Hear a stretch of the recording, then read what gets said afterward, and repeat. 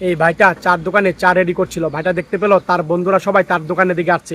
এই বন্ধুটা হাত জাগালো, এই ভাইটাও হাত জাগালো। আর তখন বন্ধুরা দোকানে আসছে, এই ভাইটা দেখে তাড়াতাড়ি করে তাদের জন্য চা বানিয়ে রেডি করে নিচ্ছে। আর তখন বন্ধুরা সবাই এক এক করে দোকানে ঢুকলো। আর তখন দোকানে ঢুকে তোরা সবাই বসে পড়লো। আর তখন এই বন্ধু চা নিয়ে গেল। আর তখন বন্ধুটা এই বন্ধুর কাছে হাত বাড়িয়ে দিল। আর বন্ধুটা হ্যান্ডশেক না করে তখন চাটা নিয়ে নিল। আর বন্ধু অবাক চোখে তাকিয়ে দেখলো। আর তারা তখন এক এক করে সবাইকে চা দিয়ে দিল। আর সবাই চা নিচ্ছিল। আর এই ভাইটা তখন তার দিকে তাকিয়েই রইল। আর তখন তাকিয়ে তখন দোকানে গেল। আর দোকানেও গিয়ে তাকিয়ে রইল, কল্পনা দেখলো একসময় তারা ঝগড়া করেছিল। আর তখন এই ভাই গিয়ে তখন তাদেরকে ফিরিয়েছিল।